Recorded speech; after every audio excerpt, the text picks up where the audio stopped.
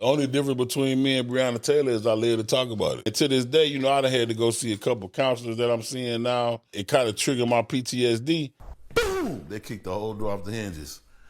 Hands in the air, hands in the air, hands in the air. I'm like, all right, man, but I'm handicapped. So I spent 2 weeks in jail, and the conditions in Clayton County Jail are inhumane. I've seen people treat their animals better than how they treat people in that jail. Police, they are legally able to lie to you. I didn't know this. They are allowed to lie to you. I didn't know this. Promoted to lie to people. Yeah. Like that's why. But you can't lie though. That's their strategy. Police expect you to trust them when they are paid to lie to you, but they want you to be truthful to them. Mm-hmm. The Highest Point Podcast. More than the pod, it's a lifestyle. Yo, welcome to the Highest Point Podcast. This is a show for everyone who's willing to put in the labor to be greater to reach the highest point. And we had some very, very special guests in the building.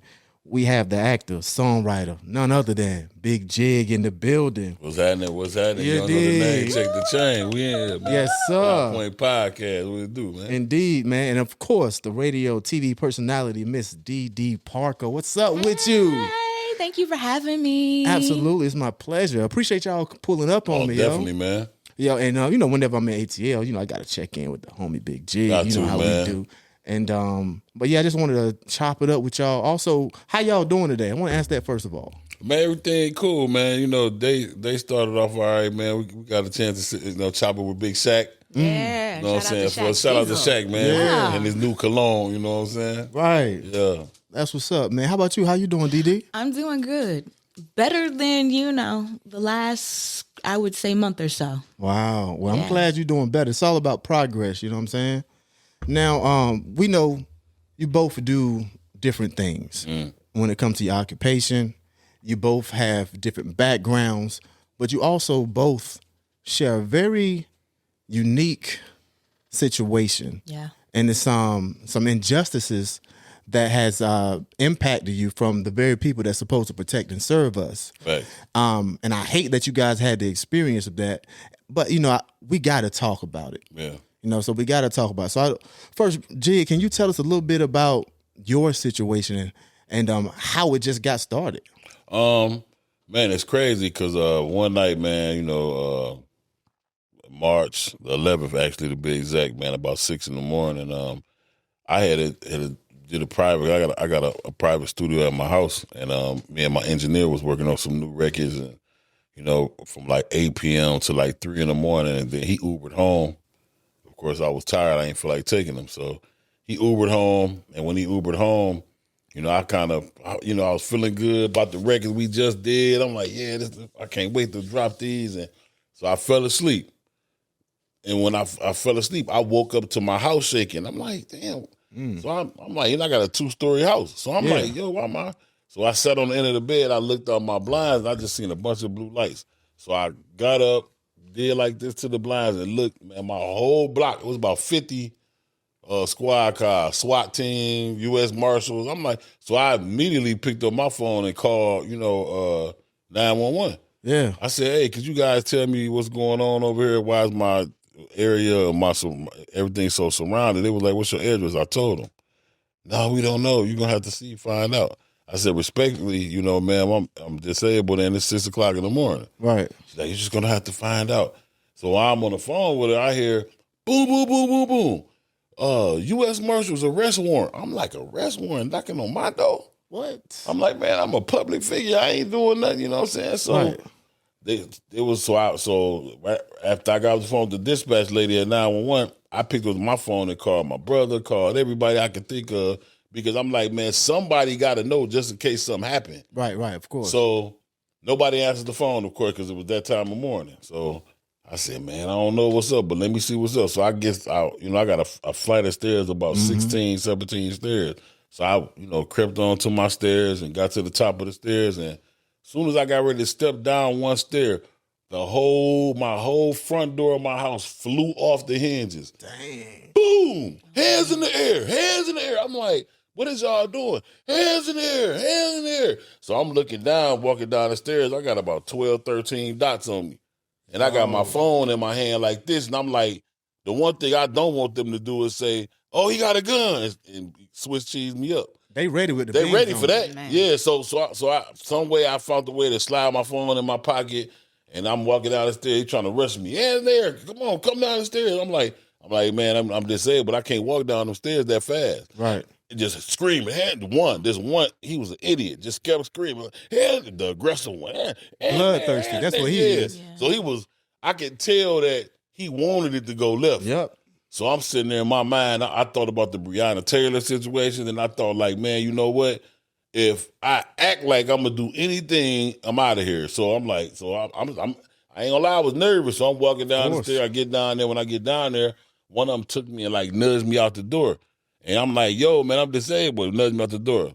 So the agent held up a phone and said, hey, you know this person? I said, who is that? It was some young girl named Alexis Miller. She was like 22.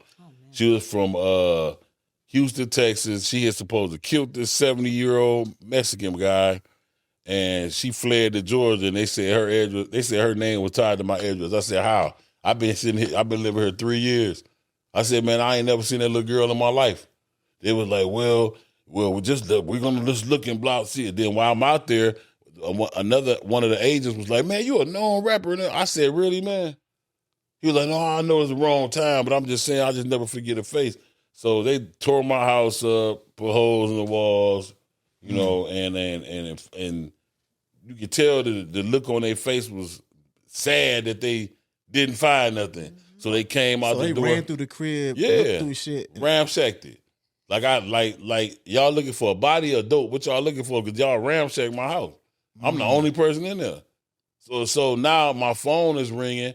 Because everybody I done called calling me back. I'm like, man, I ain't even about to reach for my phone because I don't want them to say nothing. Right. So I just let the phone ring. So then one of the agents came and he gave me this paper and said, basically, oh, my bad. Once you pay to get everything fixed, you can fax this paper in and then they'll see about reimbursing you. I said, really? He was like, yeah. When they left, I called every news, everybody I could think of, you know what I'm saying? And the news picked it up right away. Like 2 or 3 news stations picked it up right away because I was a known artist. Right. He's in Henry County, where he says marshals rammed that door. You see this dent right here? He says police used a battering ram to get in the house. Now, I want to show you something inside. Take a look at the stairway. He says police also damaged his home on the way up the stairs. My house felt like it was shaking. Jeffrey Thurston is a local rapper. Raised in Chicago, he goes by the name Bigg Jigg. He told me nothing really scares him, but back on March 11th at 6 a.m., he said he was afraid in his McDonough home when he says he saw dozens of police surrounding it. I immediately got on the phone and called 911. He said the dispatcher told him to open the door. He walks with a cane and uses a prosthetic, so he wasn't moving fast. Before he made it to the door, boom! They kicked the whole door off the hinges. Hands in the air, hands in the air, hands in the air. I'm like, all right, man, but I'm handicapped. He says U.S. Marshals showed him this Crime Stoppers post. It shows a 22-year-old woman named Alexis Miller accused of killing a man in Houston back in 2020. The clerk's office in Harris County, Texas, confirmed Alexis Miller went to court for the case initially, bonded out, and never came back to court. Police believe she's now somewhere in Georgia, but Thurston said she's never been to his house on Collins Court, and now he wants to get reimbursed for the damages to his home. If they would have staked out around here, they would have knew. Ain't nobody coming out of there but him. You know, like I said, man, I'm just looking for justice because at the end of the day, you know, so much of this stuff happens, man, and people, it just gets swept under the rug. Yeah, it's unfortunate. You know what I'm saying? Did they even confirm anything about that address? Was that legitimate? Well, they said they had a warrant. Guess what? Never seen it. I knew it. And they were supposed to lead a warrant with me. They never. I never seen the warrant. The news tried to get the warrant. I tried to get the warrant. Nobody showed no warrant. So to this day, you haven't seen no warrant. Still ain't seen no indication. warrant, and it's been over a month, and then they still ain't even found the girl. So how this possible? Come on, man. And so you know, and then some of these lawyers, you know, so lame because I done had a couple of lawyers come at me who supposed to be, you know, because of course immediately everybody started tagging lawyers to my social media. So if some of these lawyers I talked to, I had a couple of lawyers come tell me, oh man, well, you know, if you would have got shot or you got killed, the case would have been bigger. I said, what? If I would have got killed? I said, then if I'd have got killed, what? So was gonna give it to my family? Right. I'm like, bro, that don't make no sense what you saying, respectfully. You know what I'm saying? And these is They willing to sacrifice a black man. For these is lawyers of African black lawyers that's telling me this. If you would have got killed, it would have been bigger. Or if I'm you like, got shot, it would yeah, have been a bigger case. So basically, none of these lawyers, they don't even really want to go against. They only want to go against the police. So I had got interviewed by Young Thug Daddy, Big Jeff, maybe like a few weeks ago, and he was telling me, he said, man, you might have to get out of town lawyer. So, between the lawyer, DeeDee plugged me with, and then this lawyer I'm currently talking to in Mississippi, man, we trying to make some shake, because at the end of the day, like, I had a couple of my celeb friends even tell me, man, Jigg, just, they ain't kill you, so you just leave it alone. Man, I'm not leaving this alone. Right. For what? I ain't do nothing. You can't lay down for that I'm stuff. not laying They down gonna keep like doing that. it. Yeah, they're gonna keep doing it. And it seemed like you was targeted. They wanted to go up in your crib and verify That's exactly what it seemed like. You ain't to got me. no backup information. You got no confirmation of this morning or nothing. And for them to see, I live a private life. You know what I'm saying? Not because I think I'm better than nobody, but yeah, I do got celeb status, but I live a private life anyway. But I can tell y'all got this information from somewhere. Mm-hmm. Y'all ain't just randomly get my address like that. Right. Somebody did that. Somebody said something. Somebody done something. Right. And y'all failed. So, respectfully, y'all played yourself. Yeah. You know what I'm saying? Because y'all did all that, didn't get nothing, didn't find nothing, nothing. You know what I'm saying? That was just corny, man. And to this day, I done had to go see a couple counselors that I'm seeing now, because it kind of triggered my PTSD. Because of the fact of now, when I hear noises, I'm ready to, waking up in I'm waking up in the sleep, and so respectfully, I done had to, move, currently right now, move out, because of my home and my vehicles and everything being all splattered on the news. I'm like, man, I can't just stay here. You know what I mean? Yeah, it's crazy. Now, you said you were disabled. Can you let the people know? Okay, how are you disabled? They looking at you on camera. They're like, yo, this man look healthy. He looks fine. Yeah, nobody knew that until the news did. See, the news made me sure it. But yeah, man, I'm currently I had an infection in my foot, man, and I lost my foot, my left foot. You know what I'm saying? So I got a like a $60,000 prosthetic that I wear. You know what I mean? Now, you know what I'm saying?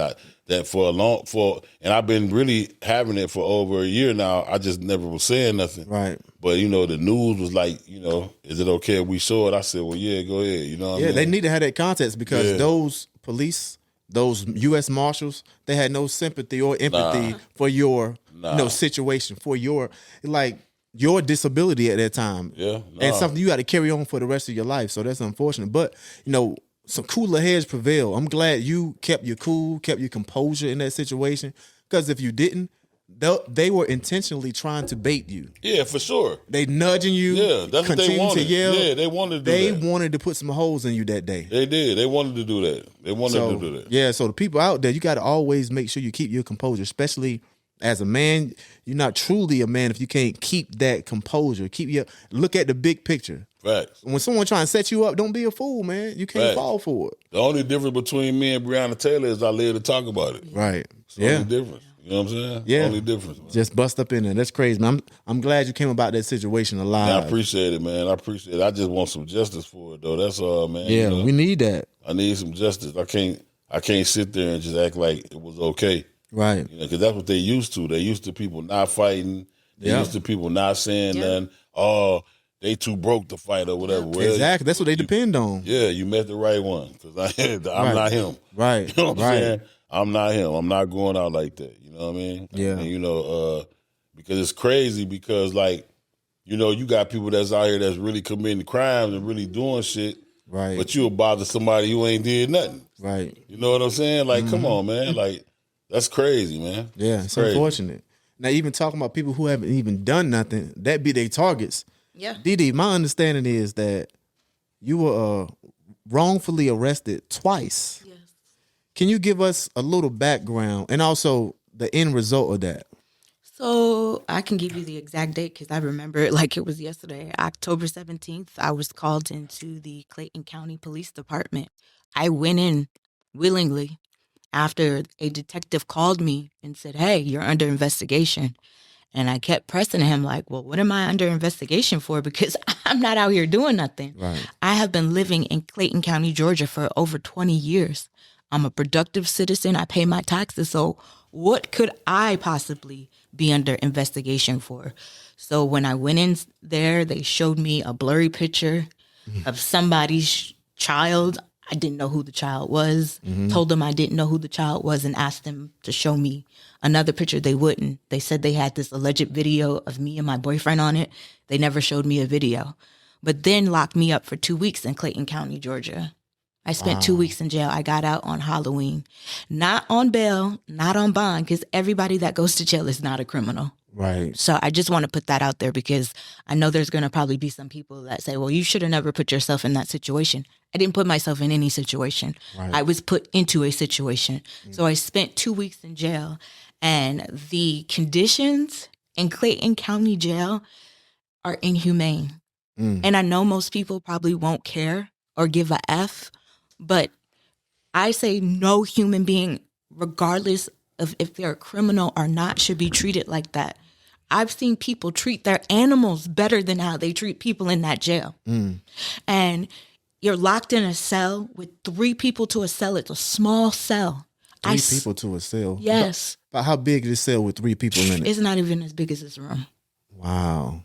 It's not even as big as this room. Next to a broken toilet. It would be days that they would not give us water. We would ask, can we have water? To the point where if you're dehydrated, you're forced to drink out of the sink or out of the shower. And I'm going to say allegedly because I'm not 100% sure what their plumbing system is, but I have heard that they have a sewage problem in Clayton County. I'm sure they have plenty complaints, but they choose not to do anything. One cares. No one cares.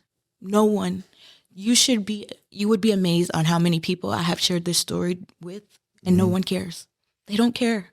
Why do you feel they don't care? Because it's like, well, you shouldn't have put yourself in that situation in the first place. And you weren't you I didn't even do in the anything. situation. Or most people are like, well, what did you do?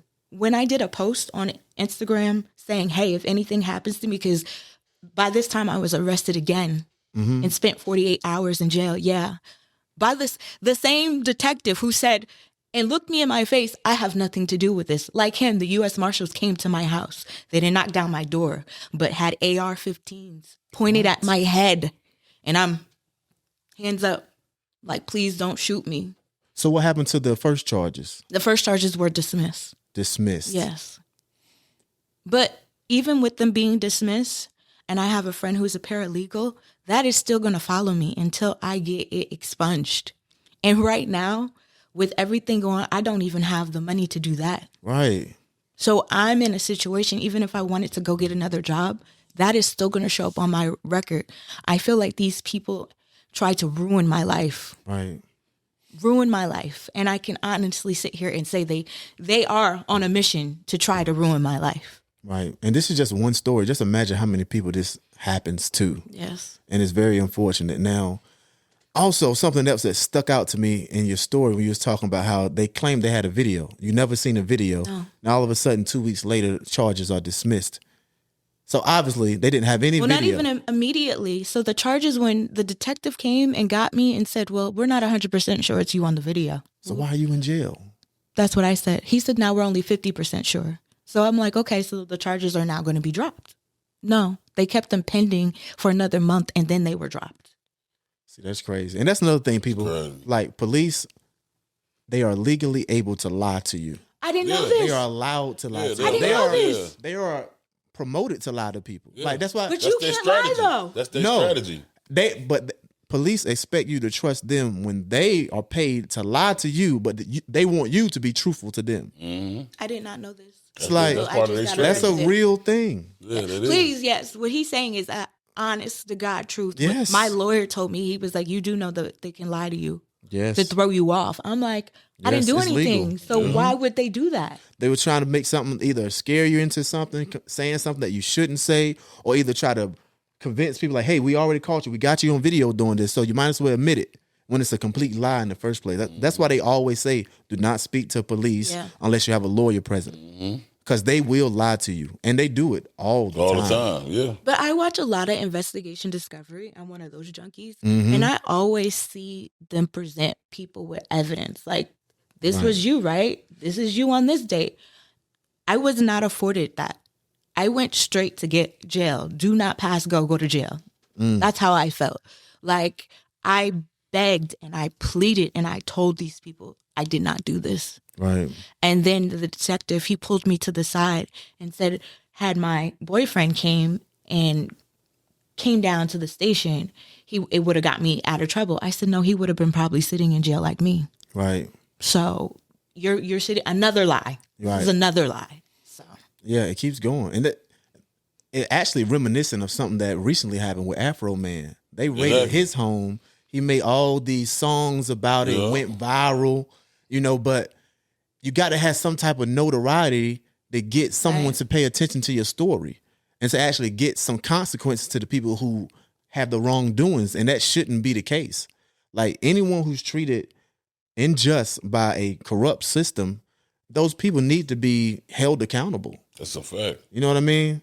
And I didn't even touch on the inhumane. Like, I touched on it a little bit, but it's so much going on. My mom, who, when I first got arrested, was scammed from somebody from that intake line. And they just brushed it off like it was nothing. Like, oh, okay, well, you were scammed. So it's a scamming. It's a K2 epidemic going on. They have bed bugs, lice. I mean, it's crazy. Yeah. And again, nobody's doing nothing. Right. I put it up on my thing to talk about the inhumane conditions. I feel like if people cared, more people would have reached out. I had nobody reach out. Right. That's unfortunate. And we got to be together, man. It's like, if nobody got us, we got to have us. Yeah, nah, You know what I'm saying? Like, black people are already at a disadvantage. We already know, like, so much stuff is basically pinned after us to make us not succeed. You know what I'm saying? When we out here trying, you an innocent woman, you an innocent man out here trying, but somehow they'll still try to dig a hole up under you. Now, what has this done anything to you mentally after experiencing it? I'm like him. I'm in therapy now. Wow. I'm suffering from depression. I don't even sleep in my bed because I'm scared that these people are going to come and bust down my door and him in the middle of the night. And that's a terrible feeling where you don't feel safe in your own home. Right. Let me ask y'all this. We talking about holding each other down, being there for each other as black people. Do you think there's a difference between black officers and white officers, or do they all just see blue? My experience, just being respectfully, being honest, like, I think that when a lot of black officers are on the scene with certain stuff by themselves, it's cool.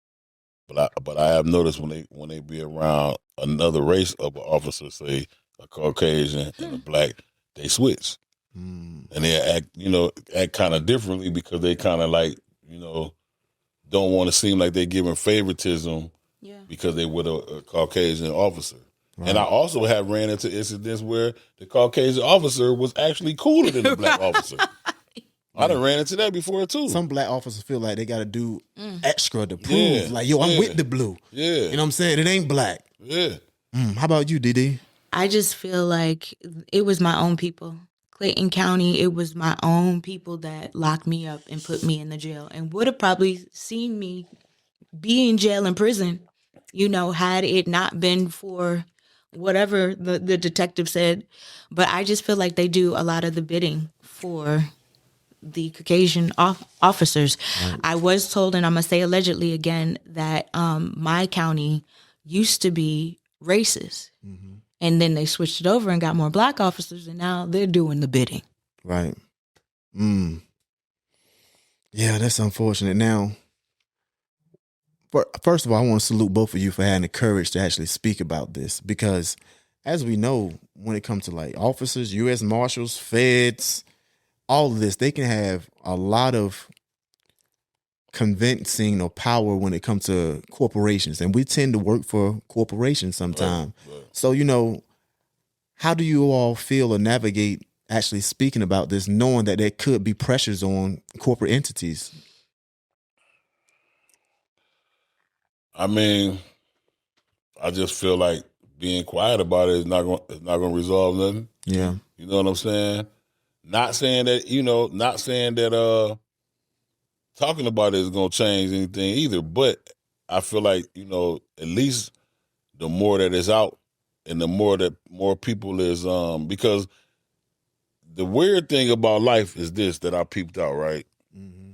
When it's funny when you speak out about something and you get, that's when, because you might be the one that got the courage compared to 50 other people that wanted to talk about it. So now when you talk about it, here come all the other 40 people want to talk about it too, because they like, well, dang, I really wanted to talk about it. Right. So he stepped foot, so now I'm going to step with him. Right. You know what I'm saying? Yep. Just like you had the incidents with some of these people, like, off topic a little bit, but like what happened to DeeDee. Mm-hmm. You had people that once one person said something, then okay, well, he did me like this, and he did me like that. That's how life works sometimes. It takes somebody that they feel like, it takes somebody with courage to speak up to make other people have the courage to speak up too. Right. Yeah. So I think if nothing else, man, do I want justice? Yes. Am I seeking justice? Yes. But I think that I think that I could be, by me being an influencer anyway, I think that I can influence people to make other people like, you know what? Jigg talked about it. Let me talk about it too. This happened to me too. Yeah. You know we what all I mean? got to talk about it. It's really the only way to make some change. Yeah. Like we got to come together as a unit. How do you feel about that question? It's a difficult decision because, at the end of the day, something could be your bread and butter. Yeah. But for me, I don't know if this is a purpose for me, and God is trying to lead me towards a path to speak for those that can't speak to themselves, for themselves. But it's crazy because we were just online with a lady today, just having a casual conversation, and a lady was saying how her son is in Clayton County Jail right now going through the same conditions. Right. And there are actual gang members extorting her son. She would have to send him $25 a day so they wouldn't do anything to him. Right. This is real life stuff going on in Clayton County Jail. Right. To the point that she had to go to the jail and say, I can't keep giving my son $25. You need to do something about this. Right. So, and then when I did the post saying if anything happened to me, please look into these people. The number of people that responded, sent me DMs and comments. So he's right. Sometimes you're the advocate for the voiceless. Yeah, very true. Very true. Yeah, I mean, now with y'all, experiencing this, we heard how you felt like no one cared. We understand how they look. We understand how you feel. What would it look like if people did care? What do we need in place to actually help resolve this?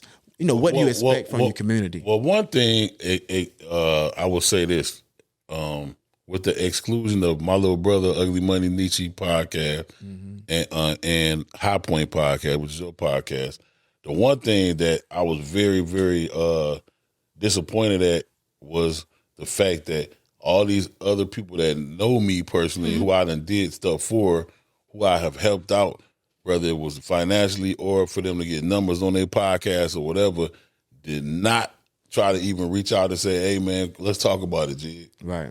The number of people that I reached out to, and I could put them on blast, but I'm not even going to give them no fame. But y'all know who y'all are.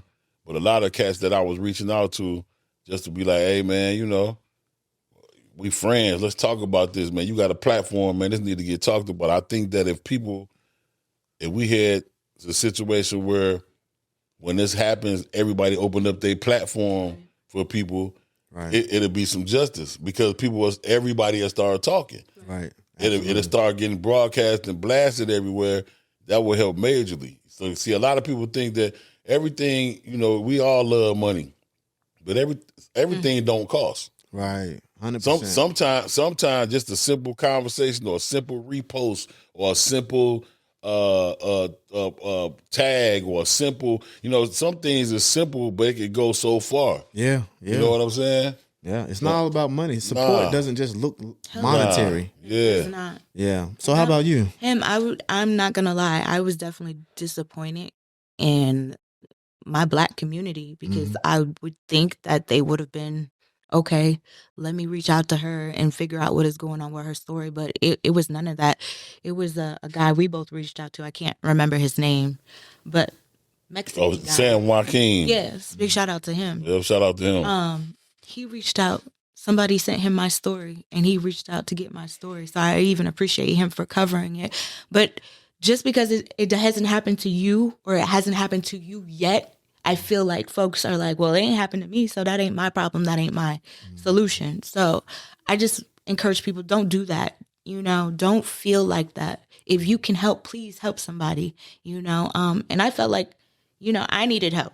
And I wish, I could have got the help, Right. but I'm here now. So, Right. and telling my story. So this is a start. Yeah, and the help is coming, man, because the thing I say all the time when it comes to our platforms, I say together we can reach the highest point. It's like literally together, us grinding, coming together. Everybody's cause. If something happened to me, you hold me down. Something happened to you, I'm going to hold you down. So this is a we thing. So I appreciate y'all coming on the show and sharing your story. And it's crazy, Everybody man. tap in with them. And it's crazy because I feel like everybody that, that's always in my face, oh, man, Jigg, I love Jigg, you my dog, man, or whatever. Right. I felt like they would have been more happier with me seeing me on a T-shirt, bro. Yeah, that's unfortunate. You know what I'm saying? Like, then what? You know what I mean? I'd have been on a T-shirt. Yeah, so people would have, a lot of people would have been probably hurt behind it. But at the same time, it's like the ones that probably would act like they hurt, y'all could have been the ones that could help me spread this and talk about it. Yeah, 100%. You know what I'm saying? Which is crazy, man, because, I know if it was me, man, and that's like you just said, like a lot of people when stuff happens to you, they don't think it can happen to them. Yeah. Or it's not a big deal until it happens to them. Right. Or somebody in your family. Or somebody in your family. What? You know what I'm saying? Then you're going to be looking like, where's my support? Where's my village? Right. Yeah. We gotta take some preventative measures, and that's us helping each other out. You know what I'm saying? Like the more we are vocal, doing like you guys are doing, the more we can decrease these events from happening. So can you guys share, like, okay, how can people get in touch with you if they do want to support you? You can reach me at my social media is definitely handle is at BIGG_JIGG. That's on pretty much everything: TikTok, Instagram, Facebook. You can reach out, personally at 347-690-5202. Definitely need the support. Definitely appreciate for those that already have been supporting. Yeah. I definitely appreciate y'all, man, for real.